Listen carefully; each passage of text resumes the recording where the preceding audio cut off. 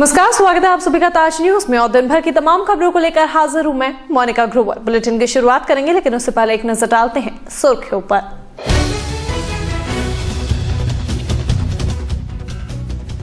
ताजनगरी की तरक्की है जिलाधिकारी की पहली प्राथमिकता। समीक्षा बैठक में जानी अधिकारियों से विकास कार्यों की गति।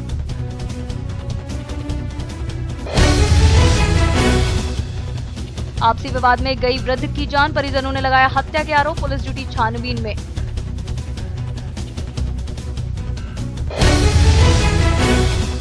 मासूमों के हाथ से हो रही है अवैध शराब की बिक्री, पुलिस प्रशासन पूरी तरह नावाकिफ, आबकारी विभाग हुआ सक्रिय। वेतन वृद्धि को लेकर सरकारी बैंकों की 2 दिवसीय हड़ताल, करोड़ों रुपए का लेन देन हुआ प्रभावित।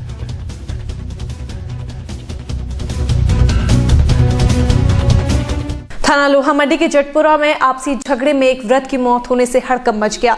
मृतक के परिजन हत्या का आरोप लगा रहे हैं। वहीं घटना की जानकारी पर पहुंची पुलिस ने मामले की जांच के बाद कार्यवाही की बात कही है। वहीं इस घटना के बाद क्षेत्र में दहशत का माहौल है। थाना लोहा मंडी के जटपुरा में पारिवारिक विवाद के चलते एक वृद्ध की मौत हो गई। मृतक के परिजन हत्या की बात कह रहे हैं। घटना की जानकारी मिलते ही थाना पुलिस मौके पर पहुंच गई। दरअसल थाना लोहा मंडी के जटपुरा में रहने वाले 60 साल के मुख्तार के बेटे इमरान की शादी 4 साल पहले हुई थी, लेकिन इमरान के कोई बच्चा नहीं था। 2 दिन पहले बीमारी के चलते इमरान की मौत हो गई। इमरान के ससुराली जब इमरान के घर आए और जो दहेज इमरान की शादी में दिया था उसको वापस मांगने लगे। इस बात पर दोनों परिवार में कहासुनी होने लगी। बात इतनी मारपीट तक पहुंच गई कि इस मारपीट और धक्का मुक्की में इमरान के पिता मुख्तार जमीन पर गिर गए और उसकी मौत हो गई। लेकिन मुख्तार के परिजन हत्या की बात कह रहे हैं, वहीं पुलिस इस पूरे मामले में जांच की बात कह रही है। पूरी बात का पता नहीं चल पाया है, पर यह बात पता चली है कि मुख्तार नाम के 65-70 वर्ष के बुजुर्ग थे। 2 दिन पहले इनके बेटे का निधन हुआ था और कुछ पारिवारिक विवाद था दहेज को लेकर के। उस दौरान जो लड़की पक्ष के लोग थे वो घर में आए थे, कुछ बहस मुबाहिसा चल रहा था। उस दौरान कोई बातचीत हुई, जिसके बाद ये गिर गए और उसके बाद उनकी मृत्यु हो गई। पता लग रहा है मौत के कारण पीएम के बाद ही पता चल पाएंगे। तो फिलहाल अभी पुलिस अपनी कार्रवाई में जुटी हुई है। जैसे ही जांच के बाद परिणाम पता चलेगा आपको। अभी इसकी जांच चल रही है, तो इसके बारे में कुछ ठोस रूप से नहीं बताया जा सकता। मेरे भाई के साले थे, उन्होंने मारा था, धक्के दिए, पेट पे बैठ कर घूसे मारे मेरे बाप के, वो भाई के भाई खत्म हो गए। आगरा के अतमदौला क्षेत्र में मासूम बच्चों द्वारा अवैध शराब की बिक्री की जा रही है, जिसे लेकर पुलिस प्रशासन पूरी तरह से नावाकिफ है। इस बाबत जब क्षेत्राधिकारी छत्ता से पूछा गया तो उन्होंने इस तरह की किसी भी जानकारी से इनकार कर दिया और आबकारी विभाग की शिकायत पर कार्यवाही की बात कही। ताजनगरी आगरा को पर्यटक नगरी के नाम से जाना जाता है, लेकिन हम आपको दिखाते हैं इसी पर्यटक नगरी में देश का भविष्य कहे जाने वाले नौनिहाल बच्चे शराब अपने घर से बेच रहे हैं। अवैध शराब की बिक्री करते समय नौनिहालों को हमारे कैमरे ने कैद कर लिया। अवैध शराब की तस्करी को रोकने के लिए पुलिस और आबकारी विभाग इससे अनजान है। आगरा के अतमदौला इलाके में कई स्थानों पर अवैध शराब की बिक्री हो रही है। लोग सकरी गलियों में जाकर घरों से शराब खरीदते हैं, जिनके पास शराब बेचने का कोई लाइसेंस नहीं है। इसके बावजूद शराब धड़ल्ले से बिक रही है। आगरा में आबकारी विभाग और पुलिस उस शराब को तो पकड़ लेती है जो हरियाणा से लाई जाती है, लेकिन छोटी छोटी बस्तियों में जो शराब बिक रही है उसको ये विभाग आज तक नहीं पकड़ सके। जब इस बारे में डिप्टी एसपी से बात की गई तो उनका कहना था कि आबकारी विभाग को सूचना देकर टीम बनाकर इनकी धरपकड़ की जाएगी। इसमें हम लोग लगे हैं, जैसे आप भी बता रहे हैं, हम और आबकारी टीम के साथ मिल करके इसमें एक अभियान चल रहा है। इसमें जहाँ की सूचना आप लोगों से भी अपील कर रहे हैं, जहाँ तक हम लोग नहीं पहुँच पा रहे हैं, जहाँ सूचना मिलेगी हम लोग कार्रवाई करेंगे। नहीं, ऐसा नहीं है, हम लोग ऐसा होता है तो कार्रवाई करते हैं और आबकारी विभाग भी इसमें कार्रवाई करता है। आप जहां बताएंगे अगर पाया जाएगा तो हम लोग इस पर कार्रवाई करेंगे। जिले में लगातार बढ़ रही आपराधिक घटनाओं की रोकथाम के लिए वरिष्ठ पुलिस अधीक्षक के आदेश पर चलाए जा रहे अभियान में खंदौली पुलिस को बड़ी सफलता हाथ लगी है, जब मुखबिर की सूचना पर 5 अपराधियों को गिरफ्तार किया गया, जिनके कब्जे से 4 तमंचे, 2 पिस्टल, 6 मोबाइल के साथ चोरी की एक मोटरसाइकिल भी बरामद की गई है।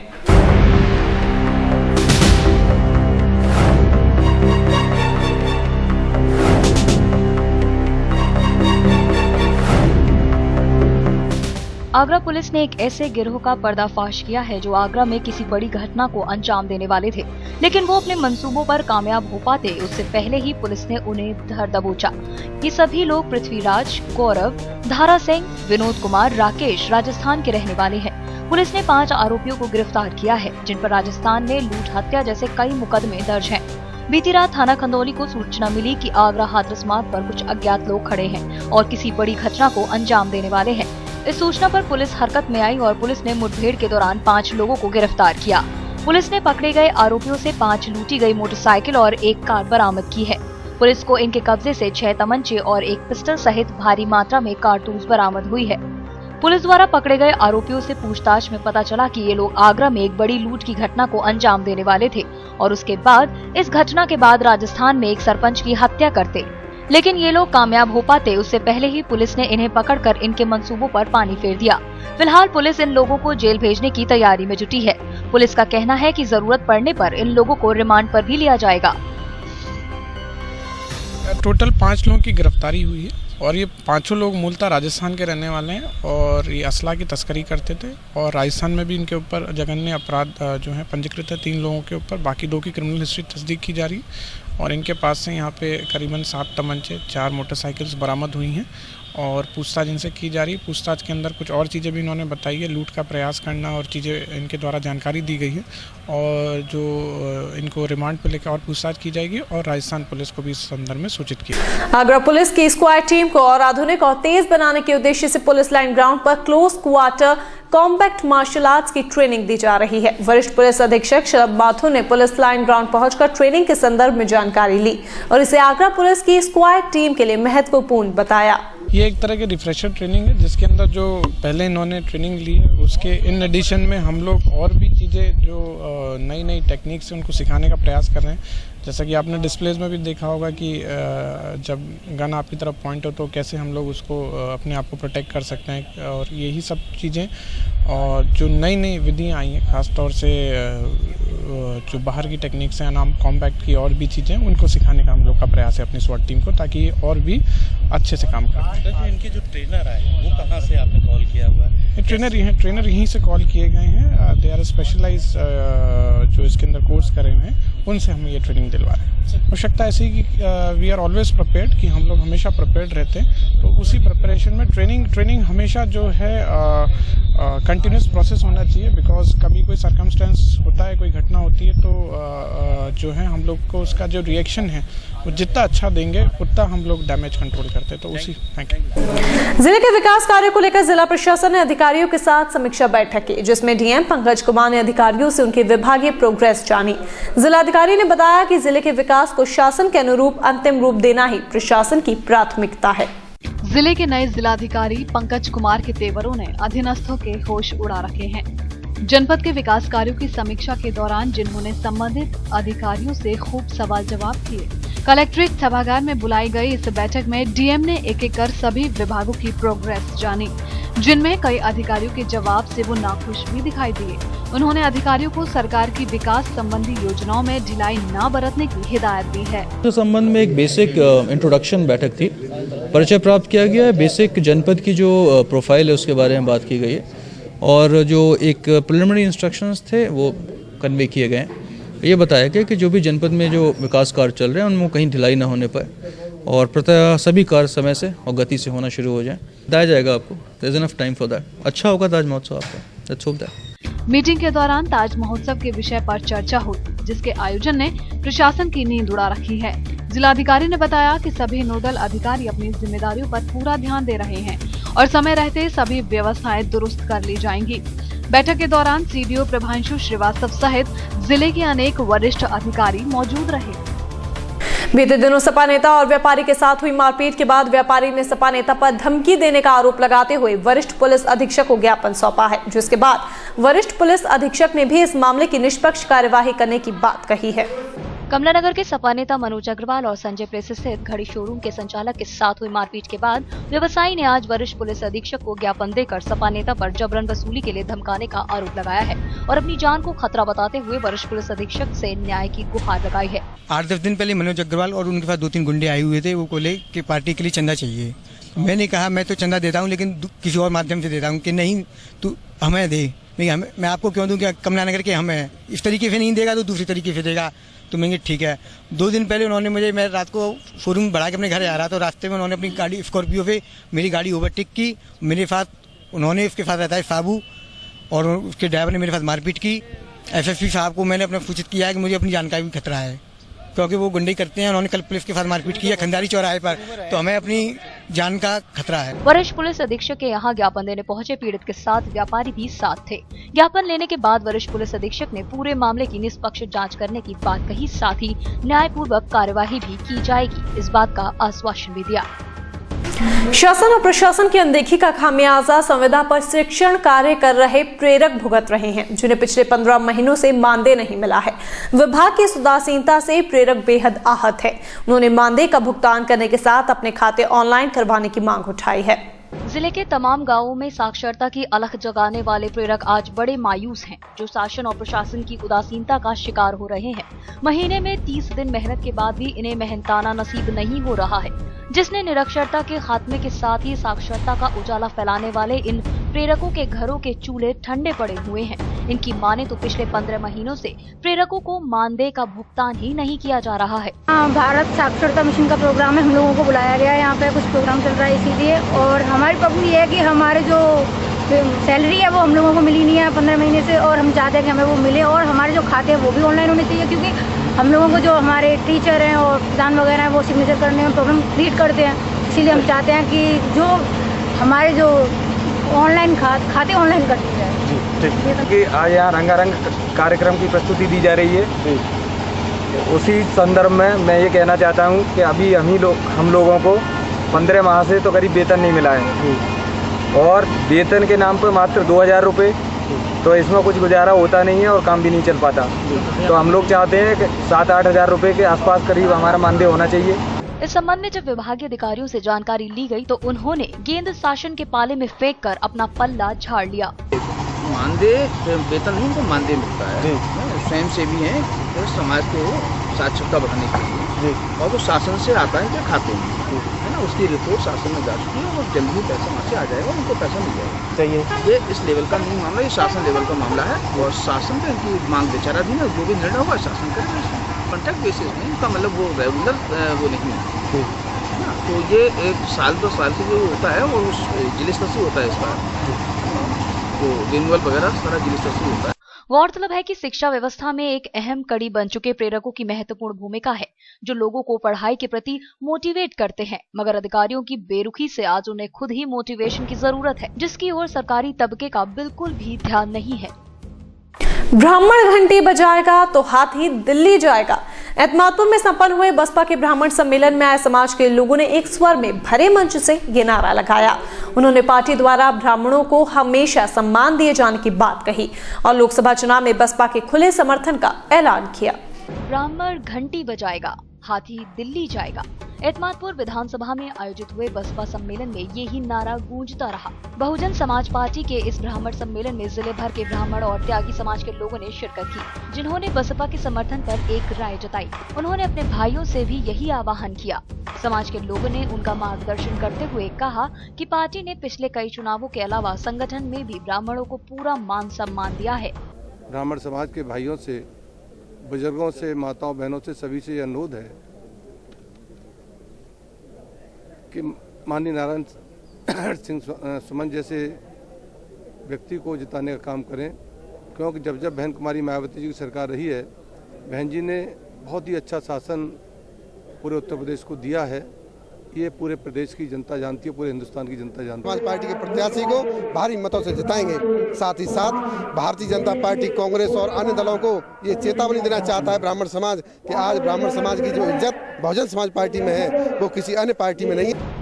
गौरतलब है कि आगरा जनपद की दोनों सीटों पर बसपा पूरी दमदारी से चुनाव लड़ रहा है। फतेहपुर सीकरी से जहां पूर्व ऊर्जा मंत्री रामवीर उपाध्याय की पत्नी सीमा उपाध्याय प्रत्याशी हैं, तो वहीं आगरा शहरी सीट से पूर्व कैबिनेट मंत्री नारायण सिंह सुमन मैदान में हैं। ब्राह्मण समाज के द्वारा संगठन के समर्थन से उनका और उनके समर्थकों का हौसला भी देखने ही बन रहा है।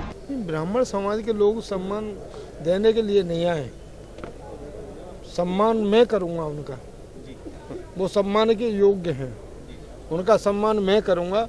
मैं वो तो आज मुझे आशीर्वाद देने आए, सम्मान देने नहीं आए, आशीर्वाद देने के लिए आए। नहीं, मैं तो यही कहना चाहूँगा कि अगर ब्राह्मण समाज का अगर मेरे ऊपर आशीर्वाद है तो मेरी विजय प्राप्त हो। आगरा और फतेहपुर सीकरी का प्रधान केवल बहुजन समाज पार्टी के पक्ष में जाएगा और बहुजन समाज पार्टी के दोनों सांसद आदरणीय बहन कुमारी मायावती के निर्देशानुसार कार्य करेंगे। कार्यक्रम में आए ब्राह्मण नेताओं ने भी इस मौके पर हाथी को अपना सच्चा साथी बताया और अपने अन्य साथियों से बीएसपी के सहयोग की अपील की। उन्होंने कहा कि संगठन में मौके देकर पार्टी ने तो अपना काम किया ही है, अब समाज की बारी है जिसे वो पूरी ईमानदारी से निभाएगा। बैंकिंग उद्योग की United forum of bank union के आह्वान पर 10 और 11 फरवरी को 48 घंटे की राष्ट्रव्यापी हड़ताल का निर्णय लिया गया, जिसमें समस्त बैंकों के लाखों कर्मचारी हड़ताल पर रहे।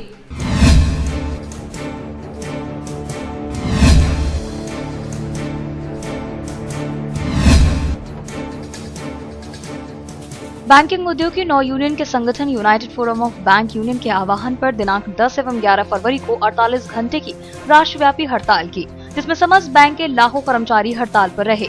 आज सभी पब्लिक सेक्टर की बैंकों के कर्मचारी और अधिकारी आगरा में भी हड़ताल पे बैठे हैं। 11 बजे से धरने पर बैठे बैंक कर्मचारियों ने अपनी मांगों को लेकर एक बार फिर अपनी आवाज बुलंद करने की बात कही है। तो वहीं बैंक में 2 दिन की हड़ताल से आम जनता को भी परेशानी का सामना करना पड़ रहा है। आगरा में करोड़ों रुपए का व्यापार भी इस हड़ताल से प्रभावित होगा। ये हड़ताल हमारा जो बेस रिवीजन है वो नवंबर 2012 से ड्यू है और अभी तक नहीं किया गया है, जो कि हमारी जस्ट डिमांड है। उनको गवर्नमेंट अपनी हकदर्मी के कारण नहीं मान रही है, जबकि आप देख रहे हो सारी चीज़ें सेंट्रल गवर्नमेंट की सब टाइम से डिसाइड होती है। तो भेदभावपूर्ण की नीति है, उसकी वजह से ये हड़ताल आज और कल 2 दिन की है, लेकिन ये सुबह 6 बजे से लेके और परसों सुबह 6 बजे तक 48 घंटे की हड़ताल है। ये इसमें सारी बैंक शामिल हैं, कोई क्लियरिंग हाउस नहीं लग रहा है, कोई व्यापार नहीं हो रहा है बैंकों के अंदर, और ये लड़ाई मुद्दों की है। ये पूरे देशव्यापी हड़ताल है और ये सारी स्ट्राइक हमारी यूएफबी की 9 यूनियंस हैं, उनके बैनर तले है और सारे कर्मचारी अधिकारी इसमें शामिल हैं। बुलेटिन में फिलहाल है पूर्वक, तो चला छोटे से ब्रेक का कुछ और खबरों के साथ जल्द हाजिर होंगे।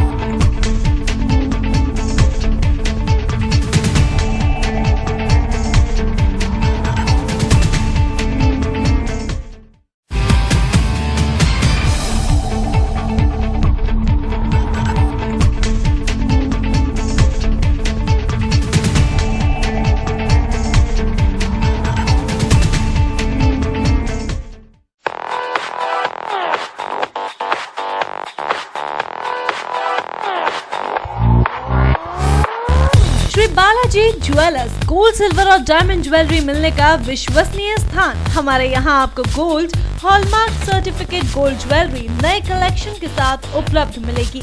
संपर्क करें Shri Balaji jewellers, fortune tower near Kargil petrol pump, Agra. Phone number 9719 333 563 और 9759 333 992।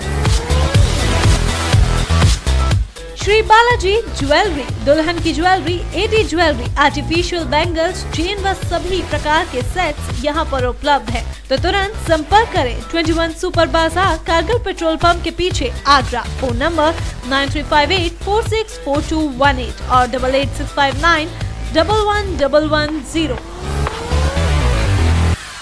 Gayatri Development presents Manhar Green Shire. Specifications: lush green park, green environment, spacious house with car park inside, wide road inside the campus, 24-hour water supply, according Vastu. Contact at 5th floor, Raman Tower, Sanjay Place, Agra. Contact number 9219696623. Dot number 0562400437.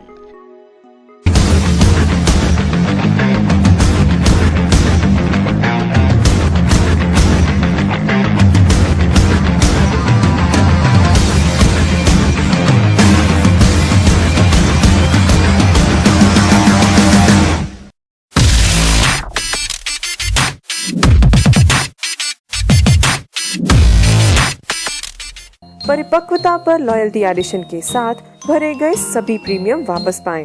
LIC new बीमा बचत policy. LIC का हो साथ तो फिक्र की छोड़ो बात। LIC की new Jeevan Anand policy. Maturity पर समय सिक्योर और बोनस, और उसके बाद भी जीवन भर इंश्योरेंस का भरोसा। मनी बैक और ऑटो कवर के साथ मिले 125% लाइफ कवर। मैच्योरिटी के साथ LIC की न्यू मनी बैक पॉलिसी। शानदार बंगला, गाड़ी, ज्वेलरी के बाद अब स्वास्थ्य बीमे की बारी। जीवन आरोग्य प्लान की करें तैयारी। 80 वर्ष की आयु तक स्वास्थ्य बीमा कवर। हॉस्पिटल में भर्ती होने पर एक निश्चित राशि की प्रतिपूर्ति। मेजर सर्जिकल बेनिफिट में 140 सर्जरी की सुविधा। 17 सर्जरी पॉलिसी लेने के 2 वर्ष बाद स्वास्थ्य बीमा कवर में शामिल। जीवन आरोग्य प्लान, संपूर्ण स्वास्थ्य प्लान। अपने LIC एजेंट विकास अधिकारी LIC शाखा में संपर्क करें और आज ही अपनी और अपनों की पॉलिसी करें।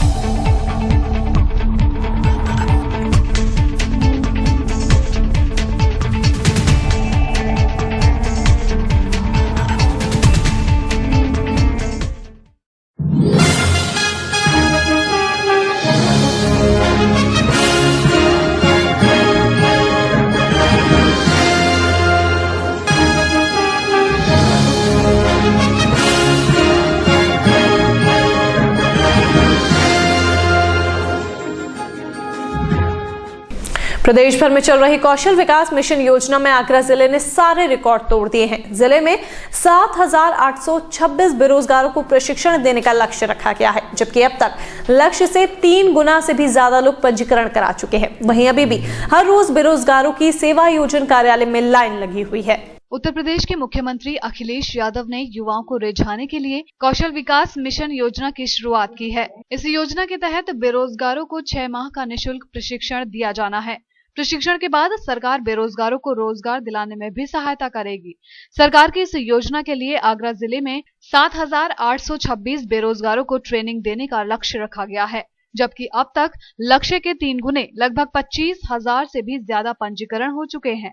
वहीं अभी भी हर रोज हजारों की तादाद में पंजीकरण परीक्षार्थी करा रहे हैं। 7,000 समथिंग का लक्ष्य है जी, और लक्ष्य से ज्यादा फॉर्म्स आ गए हैं। करीब कितने फॉर्म अभी तक जमा हो गए? लगभग 20,000 करीब हुए जी जमा। और हर रोज भीड़ आ रही है रोजाना जी। कितनी इसकी अंतिम तिथि क्या जारी की गई? 14 फरवरी है। जिला सेवा योजन कार्यालय में पंजीकरण के लिए हर रोज बेरोजगारों का हुजूम उमड़ रहा है। सुबह से शाम तक बेरोजगार रजिस्ट्रेशन के लिए लाइनें लगाए खड़े रहते हैं। अखिलेश सरकार की इस योजना के प्रति लड़कियों में बेहद उत्साह देखा गया है। पहले सरकार ने इस योजना के लिए हर हुनरमंद को काम नारा दिया था, लेकिन अब लक्ष्य निर्धारित कर सरकार ने योजना पर प्रश्न चिन्ह लगा दिया है। 25,000 बेरोजगारों में से कितनों को प्रशिक्षण मिल सकेगा, कहना अभी थोड़ा मुश्किल होगा। लोकसभा चुनाव की आहट सुन मुख्यमंत्री अखिलेश यादव ने लोक लुभावन वादों का पिटारा खोल दिया है। पहले सरकारी अस्पतालों में एक्सरे सुविधा निःशुल्क की गई और अब पैथोलॉजी की 100 जांचें अस्पताल में पूर्णतः निःशुल्क कर दी गई हैं। लखनऊ से शासनादेश आने के बाद इन सुविधाओं के फ्री होने से परेशान मरीजों ने राहत की सांस ली है। जिला अस्पताल में आने वाले मरीजों को अब पैथोलॉजी टेस्ट के लिए अलग से जेब ढीली नहीं करनी पड़ेगी। सूबे के मुख्यमंत्री अखिलेश यादव ने एक्सरे सुविधा निःशुल्क करने के बाद अब पैथोलॉजी जांचें भी निःशुल्क कर दी हैं। पैथोलॉजी की निःशुल्क जांचों में 100 तरह की जांचें सम्मिलित की गई हैं। लखनऊ से शासनादेश आने के बाद जिला अस्पताल में भी सुविधाओं की फीस खत्म कर दी गई है। अब तक 1 रुपए के पर्चे पर रजिस्ट्रेशन के बाद जांच के लिए मरीजों को शुल्क देना पड़ता था। अभी सरकार के आदेश के तहत नई शुरुआत हमने आज से कर दी है। जितने भी ब्लड के टेस्ट है 100 टेस्ट लिस्ट आई हुई है, वो सब फ्री हो गए हैं। तो आज से ब्लड एग्जामिनेशन फ्री हो गया। ऐसे एक्सरे, ब्लड और भी साथ में अल्ट्रासाउंड के लिए भी आने वाला है। इन सब फ्री होने से जिला अस्पताल पर सुविधाओं में कितना फर्क पड़ेगा, कितने मरीजों में बढ़ी तक हो सकती है? मेरे ख्याल से तो मरीजों में बढ़ोतरी होगी इससे, जो सुविधाएं जब फ्री मिल रही हैं तो आदमी घर का आकर्षित होगा और ज़्यादा लाभ उठाएगा उसका। आज से जिला अस्पताल में पैथोलॉजी, एक्सरे सारी सुविधाएं फ्री हो गई, इससे मरीजों को कितना फायदा मिलेगा? बहुत फायदा मिलेगा इससे मरीजों को, जो बेरोजगार हैं या मतलब जो गरीब आदमी है आसपास के, वो आएंगे कराएंगे तो सुविधा रहेगी। जिला अस्पताल के चिकित्सा अधीक्षक डॉक्टर यादव के मुताबिक इन सेवाओं के फ्री होने से मरीजों को बेहद फायदा मिलेगा। वहीं मुख्यमंत्री अखिलेश यादव के इस फैसले की मरीजों ने बेहद सराहना की है। अब जिला अस्पताल में 1 रुपए के पर्चे पर जांच सहित संपूर्ण इलाज की सुविधा मिल सकेगी। लोकसभा चुनाव से पहले सपा सरकार ने स्वास्थ्य सेवाओं को निःशुल्क आम जनता को रिझाने का प्रयास जरूर किया है। उत्तर प्रदेश माध्यमिक शिक्षा बोर्ड की हाई स्कूल और इंटरमीडिएट परीक्षाओं के लिए विभाग ने कमर कसनी शुरू कर दी है। इसी क्रम में राजकीय इंटर कॉलेज में उत्तर पुस्तिकाएं वितरित की गई। बहा तहसील के कॉलेज प्राचार्यों ने उत्तर पुस्तिकाएं प्राप्त की। यूपी बोर्ड की परीक्षाएं आगामी माह से शुरू होनी है। शिक्षा विभाग ने परीक्षाओं को नकल विहीन संपन्न कराने के लिए तैयारियां अभी से शुरू कर दी हैं। इसी क्रम में राजकीय इंटर कॉलेज शाहगंज से परीक्षा की कॉपियां वितरित की गयी। उत्तर पुस्तिका वितरण के लिए तहसील के आधार पर वितरण किया जा रहा है। आज की तारीख में बहा तहसील था और बहा तहसील से लगभग करीब 23-24 लोग ले जाते हैं, तो थोड़े बहुत रह गए शाम तक। इसमें हाई स्कूल की कॉपी दी जा रही है, हाई स्कूल इंटर दोनों ही? हाई स्कूल इंटर दोनों। इलाहाबाद से परीक्षा केंद्रों की सूची के आधार पर परीक्षार्थियों की संख्या भी निर्धारित की गई है। इसी आधार पर और भी उत्तर पुस्तिकाएं वितरित होंगी। वितरण के पहले दिन केंद्र व्यवस्थापक अपने निजी वाहनों में बोर्ड परीक्षा कॉपियां ले जाते नजर आए। ऐसे में उत्तर पुस्तिकाएं बदलवाने से लेकर गुम होने की गारंटी नहीं नजर आती। उत्तर प्रदेश माध्यमिक शिक्षणोत्तर संघ के कर्मचारियों ने लंबित मांगों को लेकर शिक्षा भवन पर प्रदर्शन किया। इस दौरान कर्मचारी नेताओं ने सपा सरकार पर वादा खिलाफी का आरोप लगाया। एडी बेसिक को सौंपे ज्ञापन में कर्मचारियों ने जल्द समाधान न होने पर बोर्ड परीक्षाओं के बहिष्कार की बात कही है। 5 मांगे हैं। इनमें जो प्रमुख मांग है वो है शिक्षक हड़तादारी, जो हमारे शिक्षण कर्मचारी पर उन्नति। दूसरी हमारी जो मांग है वो है हमारा उपार्जित अवकाश का राज्य कर्मचारियों के भांति नकदीकरण। तीसरी हमारा है निबकी ढांचे का पुनर्गठन। ये हमारी 3 इसमें जो मुख्य मांगे हैं। और विधानसभा चुनाव था उसमें सरकार का हमने समर्थन, सपा पार्टी का हमने समर्थन इस आशय से किया था कि उन लोगों ने हमसे वायदा किया था कि अगर हमारी सरकार आती है तो हम आपकी ये 3 मांगे मुख्यतः पूरी करेंगे। आज आपकी 5 सूत्रीय मांग है जो माननीय मुख्यमंत्री जी को संबोधित है। आज हमारे द्वारा ज्ञापन दिया गया है और इनकी ज्ञापन को हम तत्काल माननीय मुख्यमंत्री से ज्ञापन कहते हैं खाली बैठे कुछ तो करो, तभी तो डॉक्टर BR अम्बेडकर विश्वविद्यालय के शिक्षणोत्तर कर्मचारी काम छोड़कर पिछले 3 दिनों से धरने पर बैठे हैं। विश्वविद्यालय में शिक्षणोत्तर कर्मचारियों का काम इन दिनों एक निजी एजेंसी संभाल रही है और खाली बैठे ये कर्मचारी धरना प्रदर्शन कर वेतन बढ़ाने की मांग कर रहे हैं। आगे ये शिक्षण कर्मचारी संघ आगे जो है इस पर जो है बंद प्रदर्शन मतलब करके जो है धरने को रूप भी दे सकता है।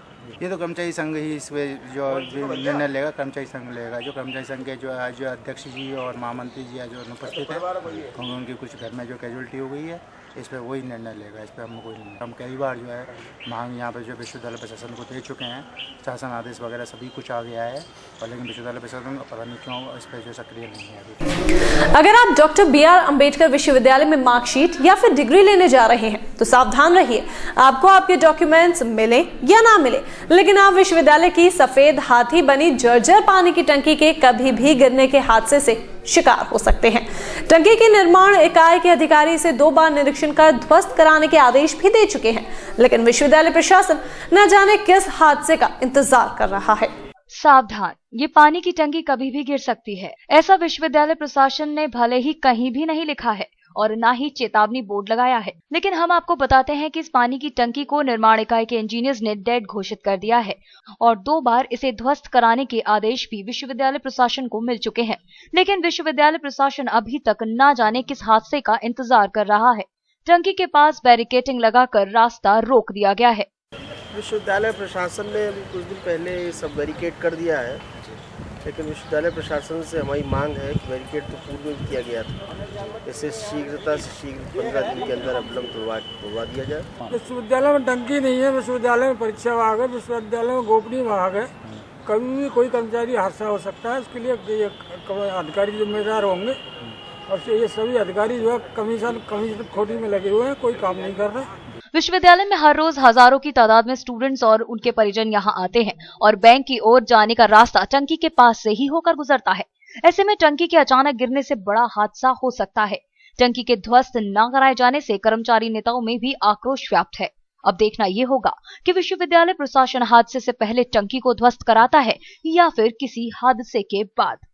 आगरा संभागीय परिवहन विभाग की हेल्पलाइन सेवा का वाहन स्वामी भरपूर लाभ उठा रहे हैं। विभाग ने वाहन स्वामियों की समस्याओं को सुनकर उसे निश्चित समय में खत्म करने के लिए हेल्पलाइन नंबर लागू किया था। वहीं विभाग की माने तो अब तक जितनी भी शिकायतें आई हैं उन्हें समय रहते खत्म कर दिया गया है। आरटीओ विभाग में हेल्पलाइन नंबर 1800-151 जनता की समस्या की सुनवाई के लिए जारी किया गया था, जिसका प्रयोग आगरा की जनता बखूबी कर रही है। आरटीओ आगरा की माने तो विभाग के इस नंबर पर अब तक लगभग 50 शिकायतों को दर्ज किया गया है, जिसमें ज्यादातर शिकायतें लाइसेंस बनवाने की हैं, जिन्हें समय रहते समाप्त कर दिया गया है। सभी जितनी शिकायतें आ रही हैं उनका हम 100% हमारे पास लगभग 50 शिकायतें हैं। उसमें लाइसेंस के संबंध में है कि लाइसेंस नहीं पहुंच रहे हैं या देर में पहुंच रहे हैं या नहीं बन रहे हैं, मतलब कोई उस टाइप की शिकायत इसमें नहीं मिली है हमको, जिसका निराकरण हम नहीं कर पा रहे हैं। कुछ लोग जानबूझ के शिकायत कर रहे हैं, जैसे आप हमारे यहाँ आए, आपने प्रार्थना पत्र दिया तो प्रार्थना पत्र दिया, उसके बाद वो लाइसेंस एक दिन 24 घंटे तो लग जाता है। आज का लाइसेंस होता है, कल डिस्पैच हो, परसों डिस्पैच हो, फिर डिस्पैच में 4-5 दिन लग जाता है ना। तो 7 दिन तक वो धैर्य नहीं रखते हैं और वो ये चाहते हैं कि हेल्पलाइन की वजह से हमारे ऊपर दबाव बना के, तो हम उसको भी करते हैं। ये एक अच्छी पहल है और हम इसके लिए संकल्पित हैं कि जो भी शिकायत आएगी उसका निपटारा हम सेम डे करने की कोशिश करेंगे। आरटीओ विभाग में जब से शासन द्वारा हेल्पलाइन नंबर जारी किया गया है, वाहन स्वामियों की ज्यादातर शिकायतें दिखाई नहीं देती और जो दिखाई देती हैं, वो या तो लाइसेंस से जुड़ी होती हैं या फिर छुट-पुट कागजात की। हो सकता है कि शासन की सख्त कार्यवाही और हेल्पलाइन की वजह से विभागीय कर्मचारी और अधिकारी अपने काम को पूरी जिम्मेदारी से निभा रहे हो, लेकिन इसमें ये भी सोचने वाली बात है कि क्या सही में ईएसआई की शिकायतें आ रही हैं या फिर मामला कुछ और भी हो सकता है, जिस पर पर्दा डाला जा रहा है। गार्डन में जिस नोक विहार झील का उद्घाटन जिलाधिकारी ने कुछ समय पहले किया था, वो झील उद्घाटन के चंद हफ्तों के बाद अपनी बदहाली पर रो रही है। झील के रखरखाव पर कोई ध्यान नहीं दिया जा रहा है।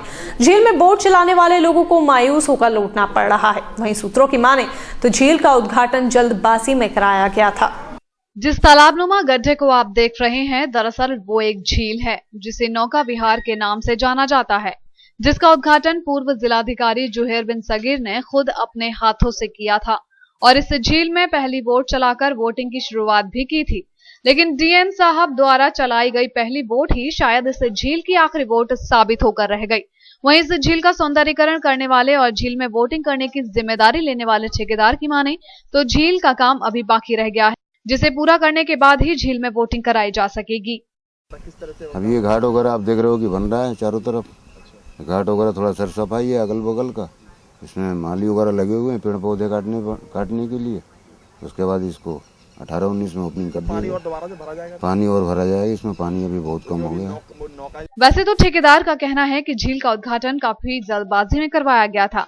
उद्घाटन के समय झील वोटिंग के लिए पूरी तरह तैयार नहीं थी, लेकिन झील में पहली वोटिंग जिलाधिकारी साहब को करनी थी, इसलिए किसी को झील की वर्तमान हालत बताने की हिम्मत नहीं हो सकी। फिलहाल जिलाधिकारी जुहैर बिन सगीर का तबादला हो चुका है और नवागत जिलाधिकारी इस झील से अनजान है। अब ऐसे में सोचने वाली बात होगी कि क्या आगरा में पर्यटकों को रोकने के उद्देश्य से बनाई जाने वाली नौका विहार झील का काम कब तक पूरा होता है, वो भी तब जब इस झील का उद्घाटन करने वाले अधिकारी इस झील से किनारा कर चुके हैं। आदर्श समाज पार्टी ताज नगरी की जनता की टोरन के खिलाफ चल रही लड़ाई को अपनी आवाज देगी। आगामी दिनों में पार्टी टोरन के खिलाफ गांधीवादी तरीके से समस्या का समाधान करने का प्रयास करेगी। पार्टी अध्यक्ष का कहना है कि धरना प्रदर्शन करने से समस्या का समाधान नहीं होता। आदर्श समाज पार्टी अब टोरन के खिलाफ गांधीवादी तरीके से आगरा की जनता की लड़ाई लड़ेगी। पार्टी टोरन के उत्पीड़न से पीड़ित लोगों की समस्या को लेकर टोरन के उच्च अधिकारियों से मुलाकात करेगी और समस्या का समाधान कराएगी। पार्टी अध्यक्ष का मानना है कि जो काम बैठकर बात करने से हो जाता है वो धरना प्रदर्शन करने से नहीं होता और आदर्श समाज पार्टी भी इसी सिद्धांत पर चलती है।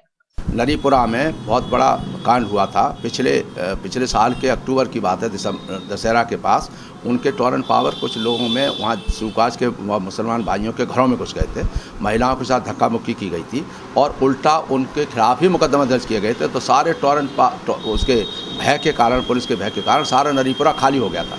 तब हम वहाँ पहुँचे थे और पूरा मोहल्ला देखा, उन लोगों की बातें सुनी और पुलिस वाले भी वहाँ आए हुए थे। उस समय एएसपी थे बहुत अच्छे, उनके सामने बात हुई तो हमने कहा कि इन सारा पूरा मोहल्ला भागा हुआ है, ये टॉरेंट पावर की जास्ती है। और उस समय हमने टॉरेंट पावर के सबसे बड़े ऑफिसर से ये सलाह दी थी कि देखिए हम बार बार धरना प्रदर्शन नहीं करेंगे क्योंकि ये हमारे पार्टी के संविधान के विपरीत है। सोमवार को संजय प्लेस में पार्टी कार्यालय पर पार्टी पदाधिकारियों की एक बैठक आयोजित की गई, जिसमें आगरा शहरी क्षेत्र में टोरेंट के शिकार लोगों की शिकायतों की लिस्ट बनाई गई, जिसको लेकर पार्टी पदाधिकारी टोरेंट पावर के अधिकारियों से मिलेंगे और समस्या का समाधान कराएंगे। वहीं पार्टी अपनी तरफ से टोरेंट अधिकारियों से अपील करेगी कि उनके कर्मचारी बिना सर्च वारंट के घरों में ना घुसे। पार्टी अध्यक्ष का कहना है कि अगर आगरा में टोरेंट अधिकारियों से समस्या का समाधान नहीं हो पाया तो हम दिल्ली में जाकर पावर कॉर्पोरेशन मंत्रियों से बात करके समाधान कराएंगे।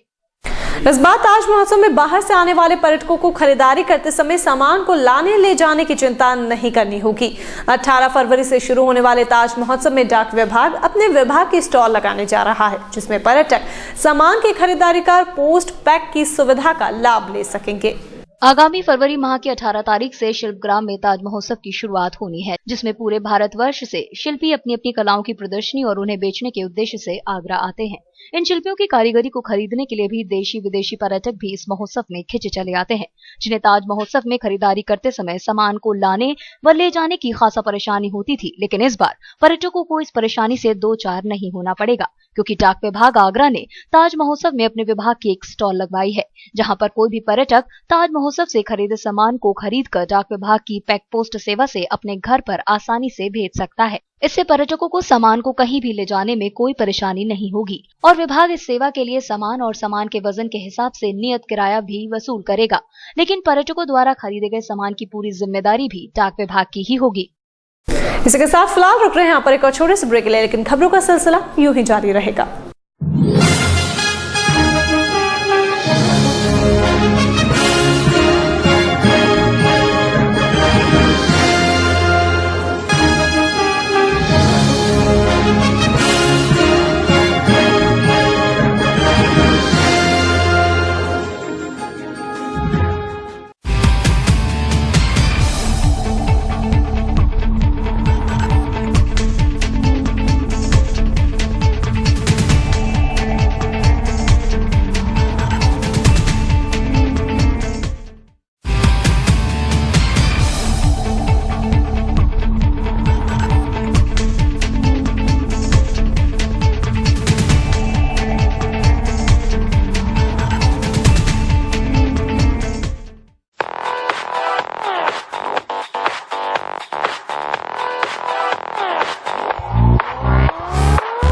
Shri Balaji jewellers, gold, silver और डायमंड ज्वेलरी मिलने का विश्वसनीय स्थान। हमारे यहाँ आपको gold, hallmark certificate gold jewellery नए कलेक्शन के साथ उपलब्ध मिलेगी। संपर्क करें Shri Balaji jewellers, fortune tower near Kargil petrol pump, Agra. Phone number 9719333563 और 9759333992। श्री बालाजी ज्वेलरी, दुल्हन की jewellery, AD jewellery, artificial bangles, chain व सभी प्रकार के सेट्स यहाँ पर उपलब्ध है, तो तुरंत संपर्क करें। 21 सुपर बाजार, कारगिल पेट्रोल पंप के पीछे, आगरा। फोन नंबर 9358464218 और 8865911110। Gayatri Development presents Manhar Greenshire. Specifications: lush green park, green environment, spacious house with car park inside, wide road inside the campus, 24-hour water supply, according Vastu. Contact at 5th floor, Ramantar, Sanjay Place, Agra. Contact number 9219696623. Number 0562400437.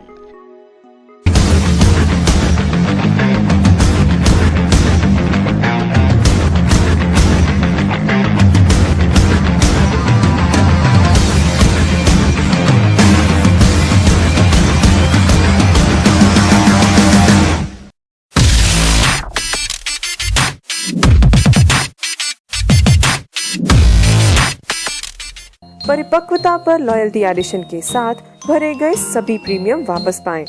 LIC new बीमा बचत policy. LIC का हो साथ तो फिक्र की छोड़ो बात। LIC की new Jeevan Anand policy. Maturity पर समय से क्योर और बोनस और उसके बाद भी जीवन भर इंश्योरेंस का भरोसा। मनी बैक और ऑटो कवर के साथ मिले 125% लाइफ कवर। मैच्योरिटी के साथ LIC की न्यू मनी बैक पॉलिसी। शानदार बंगला, गाड़ी, ज्वेलरी के बाद अब स्वास्थ्य बीमे की बारी। जीवन आरोग्य प्लान की करें तैयारी। 80 वर्ष की आयु तक स्वास्थ्य बीमा कवर। हॉस्पिटल में भर्ती होने पर एक निश्चित राशि की प्रतिपूर्ति। मेजर सर्जिकल बेनिफिट में 140 सर्जरी की सुविधा। 17 सर्जरी पॉलिसी लेने के 2 वर्ष बाद स्वास्थ्य बीमा कवर में शामिल। जीवन आरोग्य प्लान, संपूर्ण स्वास्थ्य प्लान। अपने LIC एजेंट विकास अधिकारी LIC शाखा में संपर्क करें और आज ही अपनी और अपनों की पॉलिसी करें।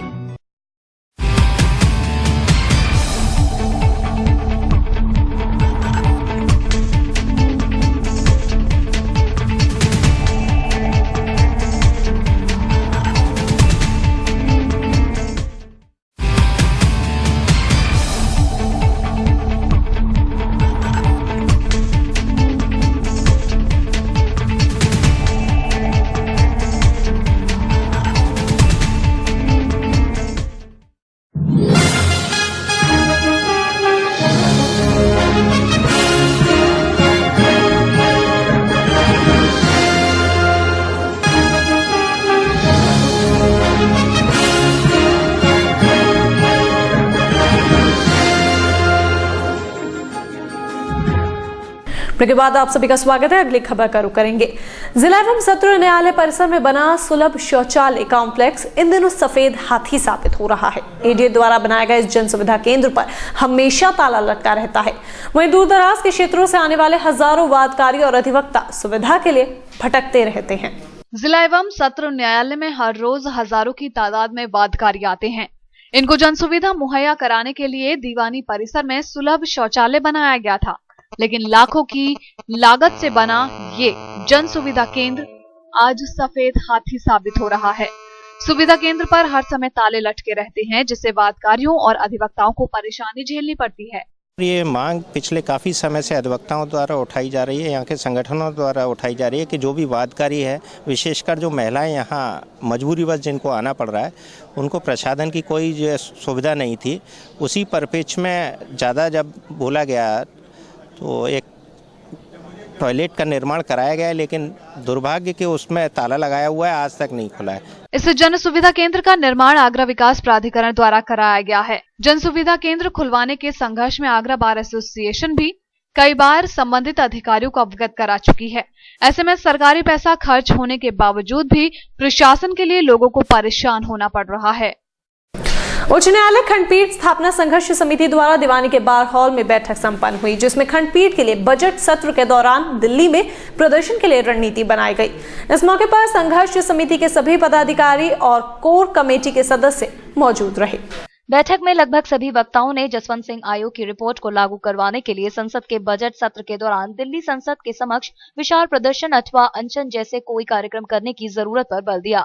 बैठक में संघर्ष समिति के सभी पदाधिकारीगण, कोर कमेटी के सदस्यों के साथ सभी बार एसोसिएशन ने अध्यक्ष राव सचिवों ने बैठक में भाग लेकर अपने विचार व्यक्त किए। पार्लियामेंट का सत्र चल रहा है और ये आखिरी सत्र है कांग्रेस सरकार का, यूपीए गवर्नमेंट का।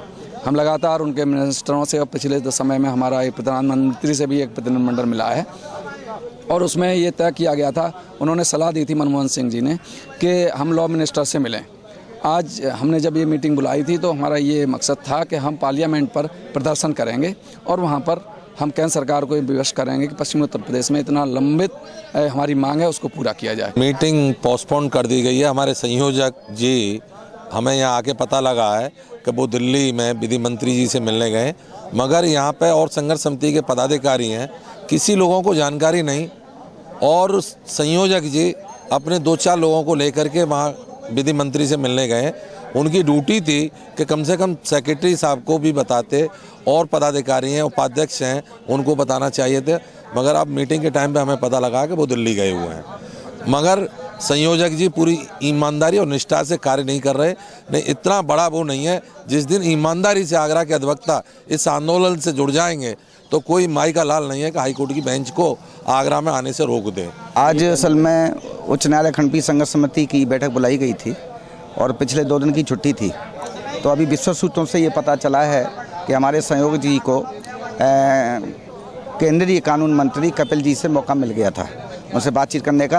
तो आज एक प्रतिनिधिमंडल दिल्ली गया हुआ है और उच्च न्यायालय खंडपीठ संघर्ष समिति के संदर्भ में यहाँ की आगरा की मांग रखी जाएगी। इसलिए चूँकि आज जो मुख्य लोग थे और दिल्ली जा चुके हैं, इसलिए जो है आज की बैठक को स्थगित किया गया है। लेकिन ये संघर्ष उच्च न्यायालय खंडपीठ का चलता रहेगा। दीवानी बार हॉल में हुई बैठक में खंडपीठ के लिए बजट सत्र के दौरान दिल्ली में प्रदर्शन के लिए रणनीति तैयार की गई है। साथ ही समिति के सचिव ने बताया कि समिति के कुछ पदाधिकारी विधि कानून मंत्री कपिल सिब्बल से मुलाकात करने के लिए दिल्ली रवाना हुए हैं। इस अवसर पर समिति के सभी पदाधिकारी एवं कोर कमेटी के सदस्य उपस्थित रहे। चुनावी मौसम के आते ही जनप्रतिनिधियों को जनता की याद सताने लगती है। कुछ ऐसी ही याद इन दिनों भाजपा जनप्रतिनिधियों को भी सता रही है, जिसे लेकर आज भाजपा सांसद और विधायकों ने कमिश्नरी पर एक अनिश्चितकालीन धरना शुरू कर दिया है। सांसद रामशेखर कठेरिया और विधायक योगेंद्र उपाध्याय ने साफ कर दिया है कि जब तक कोई ठोस आश्वासन नहीं मिल जाता ये धरना समाप्त नहीं होगा। हालांकि मंडलायुक्त मुख्यमंत्री के कार्यक्रम में जाने के कारण अपने कार्यालय पर मौजूद नहीं थे। जन समस्याओं को लेकर धरने पे बैठे सांसद रामशंकर कठेरिया एक बार फिर जनता का हितैषी बनने और एक बार फिर जनता का प्रतिनिधित्व करने का इरादा लिए मंडलायुक्त के ऑफिस के बाहर ही धरने पर बैठ गए। उनका कहना है कि जब तक उन्हें पक्का आश्वासन नहीं मिल जाता तब तक ये धरना जारी रहेगा। उनका कहना था कि शहर की टूटी सड़कें और गंदा पानी लोगों के लिए मुसीबत बना हुआ है, जिस ओर शासन प्रशासन का कोई ध्यान नहीं है। ये सरकार पूरी तरह से विफल रही है। देखिए, लगातार भारतीय जनता पार्टी आगरा शहर में टूटी सड़कें और नाली इनको लेकर के गंभीर है और लगातार 20 दिन से यमुना में काला पानी आ रहा है और घरों में काला पानी की सप्लाई हो रही है, जो गंदा है, जो गटर का पानी है, जो केमिकल का पानी बाहर से आ रहा है यमुना के माध्यम से। और यहाँ का प्रशासन और उत्तर प्रदेश सरकार पूरी तरह से, एक तरह से कहा जाए, नकारा साबित हुई है। सांसद ने ये भी बताया कि पिछले करीब 20 दिनों से सीवर का गंदा पानी घरों में आ रहा है, जिसे पीकर लोग बीमार हो रहे हैं, लेकिन कोई इस ओर ध्यान नहीं दे रहा है। इतना ही नहीं, शहर में कई इलाकों में पानी ही नहीं आ रहा है, लेकिन फिर भी बिल भेजे जा रहे हैं और कई लोगों को तो आरसी तक जारी कर दी गई है। बहुत बड़ी संख्या में बच्चे बीमार हुए हैं इस गंदे पानी को पी करके, और जहाँ पानी नहीं जा रहा वहाँ पर बिल भेजे जा रहे हैं, आरसी काटी जा रही है। तो इस तरह की समस्या को लेकर के ग्रामीण क्षेत्र में भी यही समस्या है। हमारे हथमानपुर क्षेत्र में तो साला जो है ट्रांसफार्मर फूक जाता है, कोई बिजली नहीं जा रही है, परीक्षा दे रहे बच्चे तो पढ़ नहीं पा रहे, सब जगह समस्या है और प्रशासन पूरी तरह सोया हुआ है। इसलिए हम लोग यहाँ पर कमिश्नर ऑफिस पे धरना देंगे। धरने पर साथ में बैठे विधायक योगेंद्र उपाध्याय ने कहा कि समाजवादी सरकार जनता की अनदेखी कर रही है। दिल्ली से लगातार गंदा पानी यमुना में छोड़ा जा रहा है, लेकिन शासन और प्रशासन बिल्कुल मूकदर्शक बने हुए हैं। उन्हें जल संस्थान की जीएम पर केमिकल का पैसा खाने का भी आरोप लगाया। उनका कहना था कि उनकी वजह से ही लोगों को गंदा पानी पीने को मजबूर होना पड़ रहा है। ऐसा समाजवादी पार्टी के शासन में जनता की समस्याओं पर बिल्कुल ध्यान नहीं दिया जा रहा, और यही कारण है कि जब दिल्ली से गंदा पानी छोड़ा जा रहा है लगातार और शासन इसकी तरफ से मौन है और भ्रष्ट शासन और प्रशासन की जो मिली भगत है, इस कारण घरों के नलों में भी, किचन बाथरूम में भी गंदा पानी सप्लाई हो रहा है। दूसरी बात, यहाँ पर जो जीएम है उस गंदे पानी को साफ करने के बजाय उसका केमिकल का पैसा खुद खा रही है। भाजपा विधायक योगेंद्र उपाध्याय ने चेतावनी भरे स्वर में कहा कि आगामी 19 तारीख से सदन शुरू होने वाला है, जहां हम सरकार को चैन से नहीं बैठने देंगे। हम तब तक हंगामा करते रहेंगे जब तक शहर की जनता की समस्याओं का समाधान नहीं हो जाता। कारण हमको धरना देने में मजबूर होना पड़ रहा है। ये लोकतांत्रिक प्रक्रिया है प्रशासन और शासन का ध्यान आकर्षित कराने की। अगर यहाँ नहीं सुनेंगे तो अब सदन 18 से शुरू होने वाला है, 19 तारीख से, वहाँ पर हम उद्यम काटेंगे, इस शासन को चैन से बैठने नहीं देंगे। आपको बता दें कि कुछ दिनों पहले भी भाजपा नेताओं ने आवास विकास कॉलोनी में करीब 17 दिनों तक धरना प्रदर्शन किया था, लेकिन उसका कोई नतीजा नहीं निकला और हारकर भाजपा नेताओं को अपना धरना समाप्त करना पड़ा। देखना होगा कि क्या इस बार ये लोग अपनी रणनीति में कामयाब हो पाते हैं या इस बार भी बिना किसी नतीजे के ये धरना समाप्त हो जाएगा। आगरा में जन समस्याओं को लेकर जिला कांग्रेस कमेटी के पदाधिकारियों ने अपर मंडलायुक्त को अपना 12 सूत्रीय ज्ञापन सौंपा। साथ ही जल्द समाधान न होने पर उग्र आंदोलन की चेतावनी भी दी। साथ ही कांग्रेसी इस बात से भी खासे नाराज दिखे कि सूचना देने पर भी मंडलायुक्त ने उन्हें मुख्यमंत्री के कार्यक्रम में व्यस्त होने की सूचना नहीं दी और बिना बताए ही चले गए। आगे से इस तरह की पुनरावृत्ति होने पर उनका घेराव करने की भी बात कही गई। नारेबाजी कर रहे ये लोग जिला कांग्रेस कमेटी के पदाधिकारी हैं, जो जनता की आवाज को बुलंद करने के इरादे से कमिश्नरी पर हंगामा कर रहे हैं। इनका कहना है कि शहर की जनता की ओर कोई ध्यान नहीं दिया जा रहा है और न ही पीने को साफ पानी है। जगह जगह कूड़े के ढेर लगे हैं। इतना ही नहीं अभी हाल ही में बहा के पिटोरा गांव की एक बच्ची की दुराचार के बाद नृशंस हत्या कर दी गई थी, जिसे लेकर भी हमने अपना आक्रोश प्रकट किया है और मांग की है कि जल्द आरोपियों की गिरफ्तारी की जाए, अन्यथा हम लोग आंदोलन करने को बाध्य होंगे। जिला कांग्रेस कमेटी के जनपद के दूर दूर से पधारे हुए यहाँ पे सारे पदाधिकारीगण आए हुए हैं। हमारे वरिष्ठ नेता हैं, जिसमें कि पूर्व विधायक, पूर्व सांसद हैं, और उत्तर प्रदेश कांग्रेस कमेटी से जो हमारे पर्यवेक्षक श्री प्रमोद गुप्ता जी आए हुए हैं। आगरा की जन समस्याओं को लेकर के हमने इनको अवगत कराया था, तो माननीय निर्मल खत्री जी जो हमारे प्रदेश अध्यक्ष हैं, उन्होंने पर्यवेक्षक के तौर पर श्री प्रमोद गुप्ता जी को यहाँ भेजा है और आज इन्हीं के नेतृत्व में जिला कांग्रेस कमेटी ने यहाँ पे 12 समस्याएं, जो जनपद में विभिन्न समस्याएं जिनके फैली हुई हैं, उनको लेकर के यहाँ पे आज हमने एडिशनल कमिश्नर को ज्ञापन दिया है। कमिश्नर साहब यहाँ पे मिले नहीं हैं, लेकिन एडिशनल कमिश्नर को ज्ञापन दिया है। यह बड़ी ज्वलंत समस्या है आगरा जिले की, जिसको हमारे जिला कांग्रेस कमेटी ने 12 मांगे को रखा है और पहले भी हमारी जिला कांग्रेस कमेटी गंभीर समस्याओं पे यह ज्ञापन चेतावनी दे चुकी है। आज बड़ी गंभीर बात है कि हमारे जिला अध्यक्ष जी ने समय लेने के बाद भी, जबकि जिला कांग्रेस कमेटी के हमारे अध्यक्ष और सभी प्रमुख पूर्व विधायक और पूर्व सांसद नेतागण सभी हमारे पदाधिकारी मौजूद थे, उसके बावजूद भी न मिलना एक गंभीर बात है। पूर्व सांसद प्रभुदयाल कठेरिया ने कमिश्नर के न मिलने पर कहा कि इस बार तो हम चुप हो ही गए हैं, क्योंकि हम भी जानते हैं कि कमिश्नर और पुलिस कप्तान का होना आवश्यक है, लेकिन पूर्व में भी कमिश्नर साहब ने समय देकर मुलाकात नहीं की थी। अगर ऐसा फिर होता है तो हमें कमिश्नर का घेराव करने को मजबूर होना पड़ेगा। भारत सरकार जरूरत से ज्यादा पैसे दे रही है, फिर भी शहर के हालात बद से बदतर हो रहे हैं।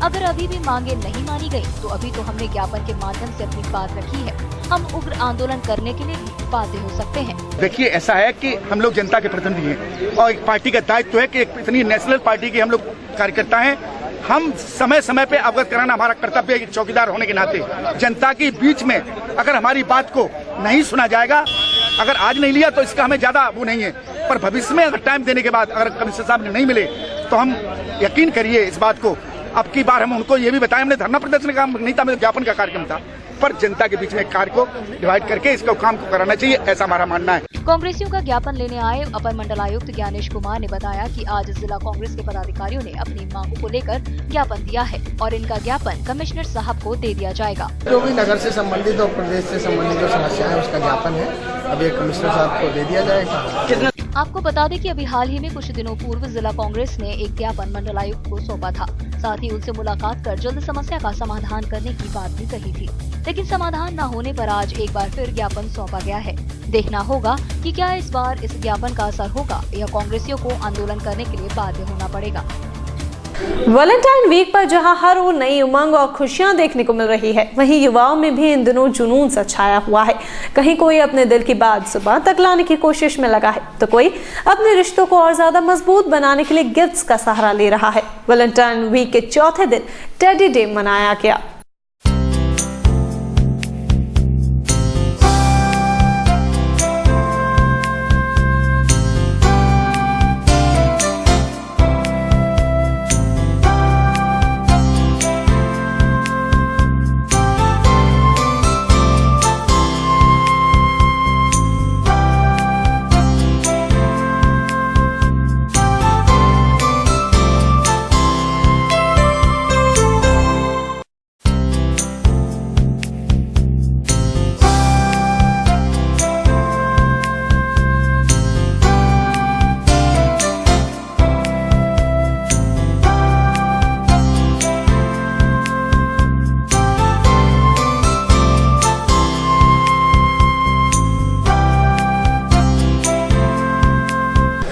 जयनगर स्थित मंदिर में चल रही भागवत कथा के दौरान सोमवार को गिरिराज लीला और ब्रज की होली के रंग दिखाई दिए, जिसमें भक्तों ने इस कथा का आनंद लिया। भक्ति की केवल यही तमन्ना होती है, भगवान से वो यही कहता है, जहां ले चलोगे वहीं मैं चलूंगा,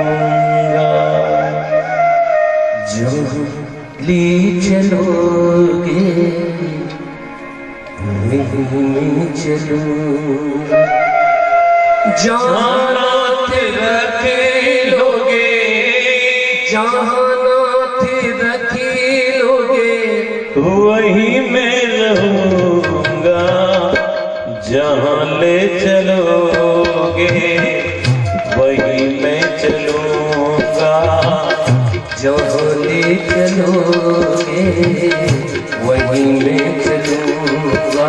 हो हो हो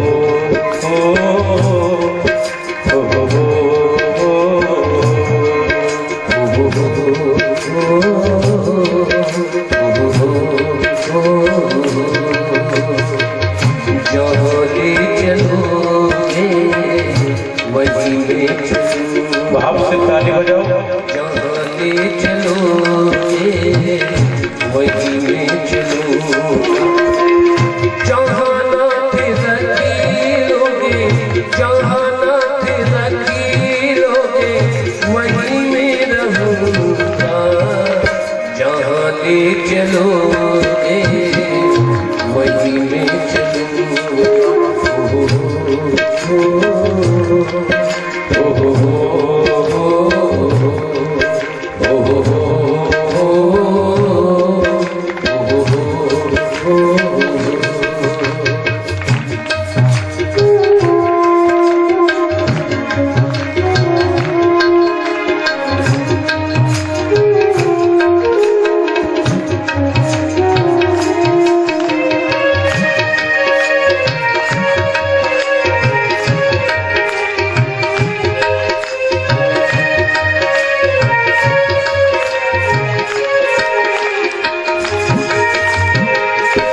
ये जीवन समर्पित है चरण में तुम्हारे, तुम्ही मेरे सर्वस, तुम्ही प्राण प्यारे।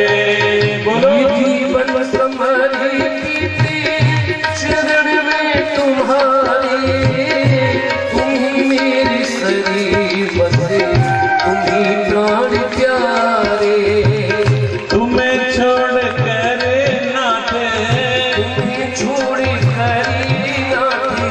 किसको कहूँगा, जहाँ ले चलोगे वहीं मैं चलूँगा, जहाँ ले चलोगे वहीं मैं। अब आगरा में भी फिलिप्स कंपनी की प्रोफेशनल लाइटिंग को देखने, छूने और महसूस करने का मौका मिलेगा। जी हां, फिलिप्स ने आगरा में लाइट स्टूडियो में लाइटिंग की नई संभावनाओं का प्रदर्शन किया। देश में लाइटिंग समाधानों की सबसे अग्रणी कंपनी फिलिप्स इंडिया ने उत्तर भारत में अपने पहले लाइट स्टूडियो के लॉन्च की घोषणा संजय प्लेस में की।